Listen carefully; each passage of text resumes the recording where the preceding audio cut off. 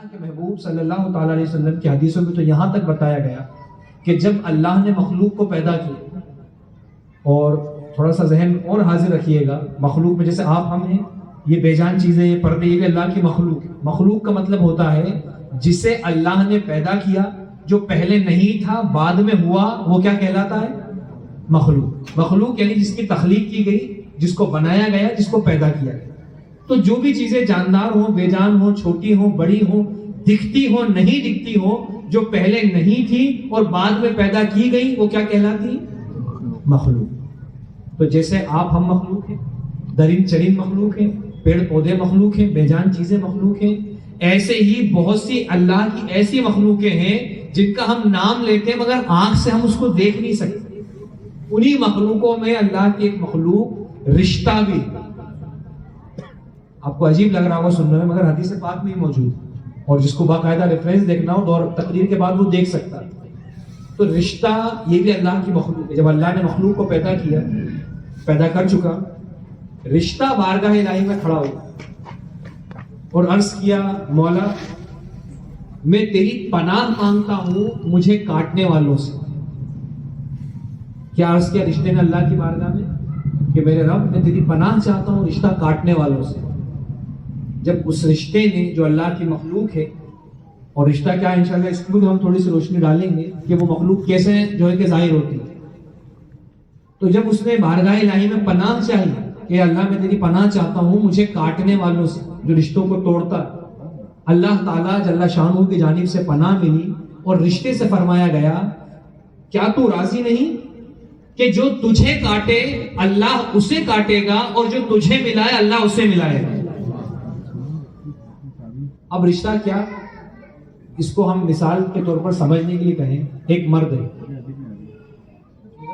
ایک عورت ہے، کوئی بھی مرد ہے اور کوئی بھی عورت ہے، بظاہر ان کا آپس میں کوئی تعلق، کوئی خاندان، کوئی رشتہ داری نہیں ہے۔ یہ مرد اس عورت کے لیے غیر محرم ہے، کیا ہے؟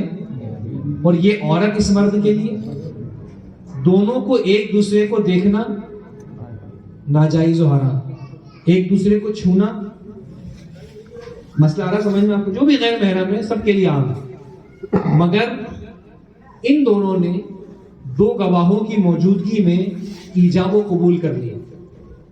کیا کر لیا؟ ایجاب و قبول۔ اس کو ہم کہتے ہیں نکاح۔ کیا کہتے ہیں؟ تو یہ نکاح بھی اللہ کی مخلوق ہے، اور اس نکاح ہونے کے بعد اب ان کا آپس میں ایک رشتہ ہو گئے، وہ رشتہ بھی اللہ کی مخلوق ہے۔ بات سمجھ رہے ہیں آپ؟ یہ باریک بات ہے، احادیث کریمہ میں اور علماء نے تشریح بھی کی اس کی، مگر سمجھنا ضروری ہے، اور یوں سمجھنا ضروری ہے کیونکہ رشتے ناتوں کو لوگ سمجھتے ہیں کہ ارے یار اب تو کیا مولوی لوگوں کے چکر میں رشتہ داری چھوڑے گا۔ ارے نادان، مولوی کا کام تو صرف دین بتانا ہوتا ہے، وہ رشتہ جوڑے گا تو اللہ کے دین کے لیے، اور رشتے سے الگ ہوگا تو اللہ کے دین کے لیے، مولوی کا اس میں کوئی دخل نہیں ہے۔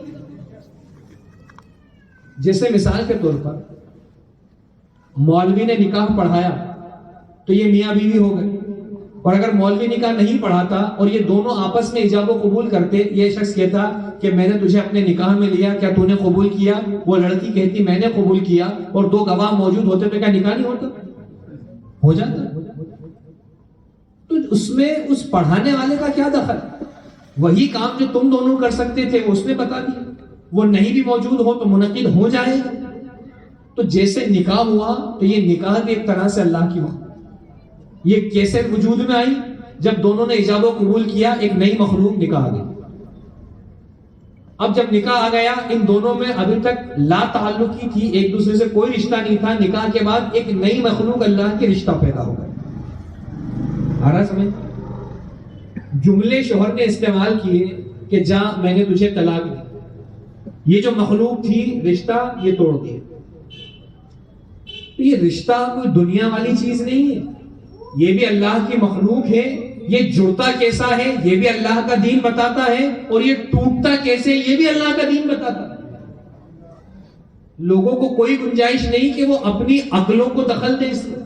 ارے وہی خاتون جو نکاح سے اس کی بیوی بن چکی، اگر معاذ اللہ صدمار معاذ اللہ یہ اس کی جان بھی لے لے، یہ اس کی جان بھی لے لے، تب بھی ان کا رشتہ نہیں ٹوٹا۔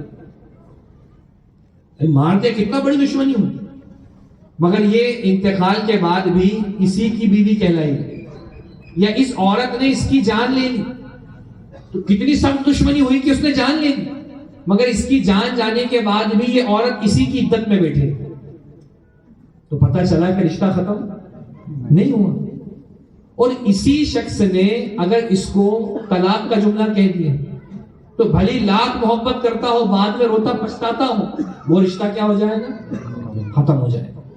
تو مجھے بتاؤ کہ رشتہ ہوتا کیا ہے، رشتہ بنتا کیسے ہے، رشتہ رہتا کب تک ہے، رشتہ ٹوٹتا کیسے ہے؟ اس میں آپ اپنی عقل کو دخل دیں گے؟ یہ بھی ہمیں اللہ کا دین بتائے گا؟ بولیے نا۔